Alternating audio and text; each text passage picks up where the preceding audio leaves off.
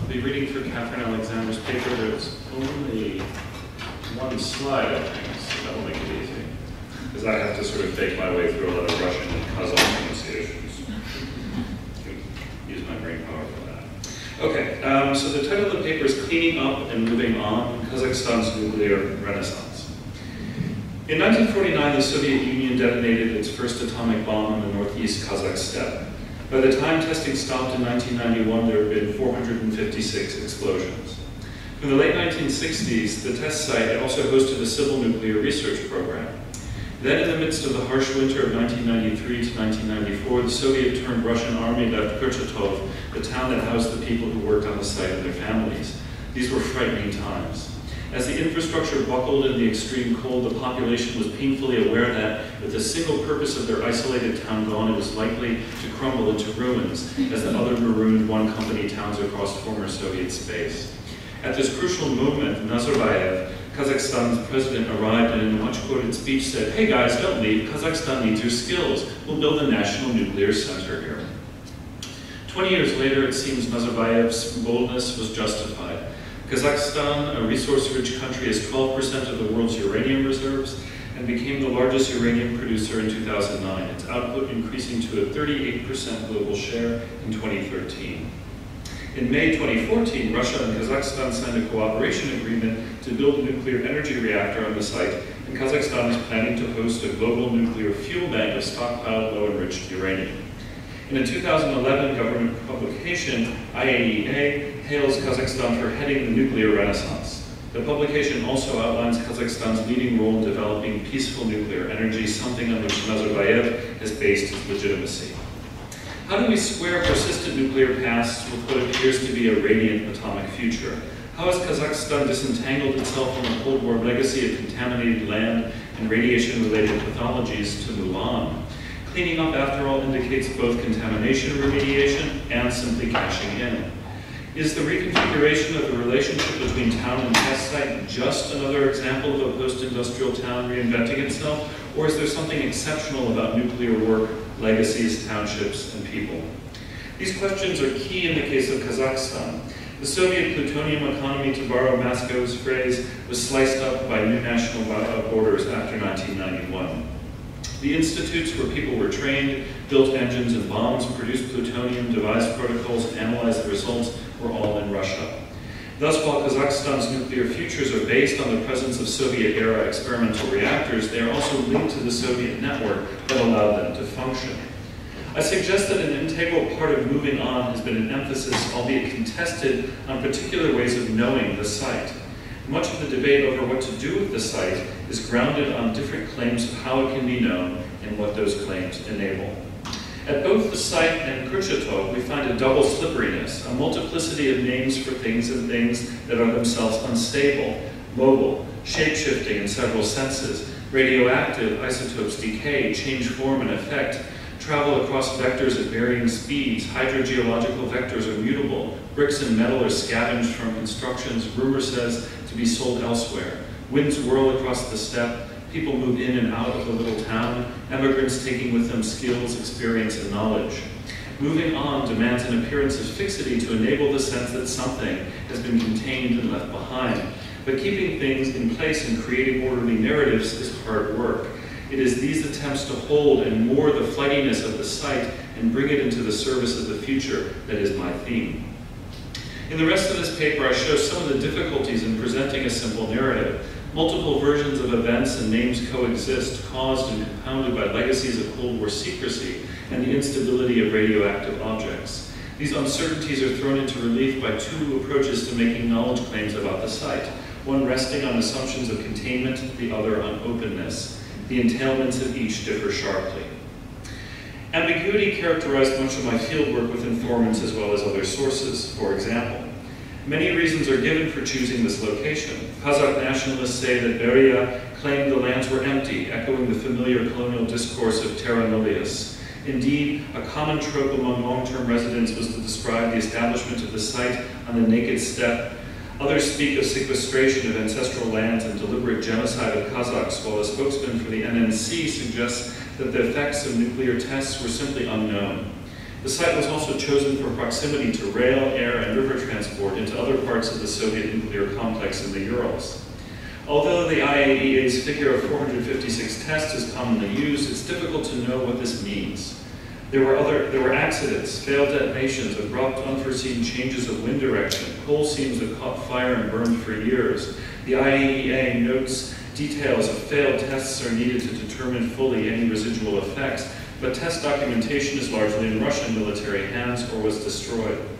Only recently have some Russian military test protocols become accessible for Russian, Kazakh, and American nuclear scientists to locate and secure remnants of weapons-grade plutonium. Fallout from surface tests contaminated the ground and was carried further afield by wind. Underground testing reduced the risk of airborne fallout but modified the hydrogeology of the area. Radioactive gases also escaped to the surface. The test site also had experimental reactors used for civil research programs testing the effects on materials of fuel at extremely high temperatures and nuclear rocket engines, combining the two Cold War icons in one place. In an inversion of what might be expected, civilian nuclear research operated, said the lead scientist who ran the program, under cover of weapon testing. Indeed, there's a 7-kilometer square underground complex which houses experimental reactor facilities.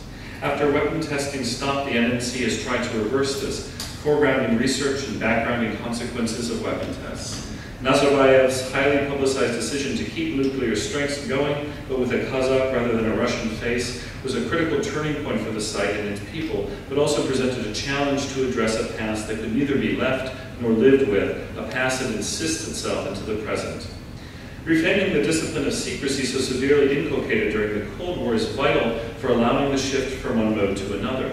From Soviet weapons testing to Kazakh peaceful nuclear research, but the NNC and site's path has not been clear-cut. After the Army left, the resources and organization required for comprehensive secrecy and security were simply not there. Scientists outside the NNC spoke of easily accessing the site in the 1990s for research. Entering the town, however, was a difficult matter. The Kazakh administration kept the guarded entry point until 1997. The current IRES director has tried to resecure the site to the frustration of some scientists located elsewhere in Kazakhstan who complain that the NNC's bureaucracy is so torturous that it's almost impossible to carry out scientific work. Some NNC scientists also observed that the civil administration, security services, and police frequently made the work extremely difficult, creating obstacles in paperwork largely because, quote, they still have Soviet heads and don't realize times have changed. In turn, many residents who did not work within the NNC spoke of it as a, quote, state within a state. Many inhabitants were so drilled in the culture of secrecy that mystery continues despite attempts by the NNC to open up debate and to combat what they call radiophobia, excessive and irrational fears of radioactivity. A particular recognition of Kazakhstan's legacy serves to simultaneously acknowledge and erase it. I suggest this follows a longer tradition of secrecy where nuclear installations and objects were deliberately named to deflect attention from what they were and where they were. Kurchatov and the site were built as places that defied conventional methods for knowing. As with other secret atomic installations, they were not on any map and not only had no public name, but had many working names and nicknames along several official names intended to deflect attention elsewhere. For example, at the start, the town was simply called Moscow 400. Secret Soviet installations were typically identified as a postcode of a distant settlement. The name Semipalatinsk 21, by which the town was known externally, was simply its postcode, designed to put people off the trail. The city is 150 kilometers away. Some called the garrison Nadyezhda, meaning hope. Others called it Bereg, or shore. After the railway link to Semipalatinsk was built, it was also called Konechnaya, terminus. Finally, in 1974, the settlement was renamed Kurchatov after the scientific architect of the Soviet nuclear project. All of these names are still used. Departments were also coded. For example, the United Expedition, which later became the Institute of Atomic Energy, Sagdiyev observed that the deliberate banality of the names was so successful that he was initially put off from applying to work in Kurchatov's laboratory, named the Laboratory for Measuring Instruments, Thus, the site lacked geographical coordinates. Names referred to other locations to deflect attention away. The multitude of formal and informal names now used concurrently suggest again the range of ways in which a place can be known in terms of affect, designation, coordinates. Some said they no longer saw the ruins that punctuated the town, but older residents would pause on walks through empty places and trace not just erstwhile buildings, but vanished lives, dances, marches, and celebrations on the dusty ground. Secrecy also lent itself to a sense of the uncanny, hovering unspoken past, or, as a teenage girl said simply, quote, "It's spooky here." The simultaneity of other times and presences destabilizing the present. Naming an object, however, is one thing. The other is identifying the object to be named. Town, people, and site all turn out to be unstable, expanding entities, resistance to being kept in place. In the late 1990s, the soldiers' town was gradually taken to pieces brick by brick. By 2007, nothing was left but a bare field where once 6,000 soldiers had been housed and provided with a palace of culture, hospital, workshops, canteens, and shops. No one seemed to know who'd done this, vaguely describing the cars that had appeared and left loaded with bricks as belonging to villagers, hooligans, or the mafia. Some said they'd gone by night to take wood to burn. Other residents wondered if the bricks had gone to construct the new capital, Astana. This observation provoked wry comments, comparing the ruins of the town that had once housed the intellectual elite in luxury and the new capital that was said to be being built so fast it would soon fall down. Others wondered if the bricks were radioactive, contaminating Astana. Thus the town itself was unstable and seemed to be proliferating, encompassing other places. Itinerant people and knowledge are also cause for attention. Nazarbayev's call for scientists to stay in place is mirrored internationally. While Kazakhstan needs highly trained nuclear engineers and physicists, international bodies are more alarmed about nuclear knowledge seeping to states of concern. But the refrain during my fieldwork from residents and workers in Kurchatov was the poverty of social and infrastructural provision. It was the lack of this that prompted many to leave, a process that continues causing anxieties about the town's ability to attract and keep skilled nuclear researchers and technicians. The site magnifies these questions of unstable objects. Until the military left, the site's 600-kilometer perimeter was guarded and fenced. But after 1993, the fence was dismantled, although no one knows by whom. Anecdote has it that the metal was sold illegally to China.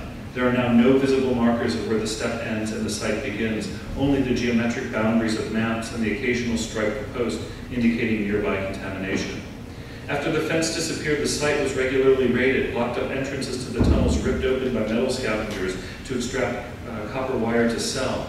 Indeed, it was precisely concerned that these scavengers were becoming close to residual weapon-grade plutonium on the site that promised the collaboration to secure it. Characterizations of the site differ markedly between the NNC and other ecologists who have worked on the site. In brief, since 2009, the NNC has been developing plans to return up to 95% of the site to grazing, agriculture, mining, and nuclear research. The land is rich in minerals and lush pasture. Up to 40,000 head of cattle already graze there illegally, and a small coal mine also operates officially on the site. A radically different view is proposed by some former employees of the NNC and other scientists. They emphasize that the site is an open, expanding ecological system, which is impossible to know and predict in its entirety. Uncertainty is compounded by the very nature of radioactive decay and transvector migration, as well as the paucity of documentation about original experiments. Activities such as mining and grazing, they claim, would only exacerbate contamination spread. So very briefly, conclusion. Whereas one approach towards the site is arguably a task of containment, the other is based on openness of the site and what may happen. What interests me here are the radically different premises and consequences of these positions. One shuts down or, quote, manages the site, the other keeps it alive as an open question. My argument is this: in order to know and name an object of inquiry, it needs to be limited and finite. Following government guidelines, the IRES adopts a geometrical representation of the site to bounded sampling. A range of methods has been used. The results are then extrapolated spatially and temporally. In effect, the predictive power of modeling a limited number of variables in a closed system has been applied to the site. This representation of the site as bounded and finite allows it to be known and modeled as though it were a laboratory experiment. Once knowable, it can be declared clean, and as we have seen, erased as a legacy and transformed into a commercially viable future. The proponents of the alternative approach adopt what they call ecological stance, by which they mean that the site is essentially open and in some respects expanding. This works in several ways. They acknowledge that the site cannot be bounded spatially, that contamination travels via and across a number of vectors. Extrapolation from spot samples for so huge a site is suspect. Further, by recognizing the unprecedented number of linked variables and the lack of documentation, they say that future effects cannot be predicted, only monitored and used to build up a unique accretion of knowledge about these steplands and anthropogenic mutations. The consequences of these two stances are stark and paradoxical. The reductive approach allows a knowledge object to be produced and predictions made, but the act of claiming the site as knowable also serves to manage it out of existence, to erase uncomfortable histories and make it anew. The expansive approach, in contrast, by asserting the site's unknowability in toto, keeps it in view, maintains the site as an ever-expanding question and enduring present rather than one that flows into a developing future. Thank you.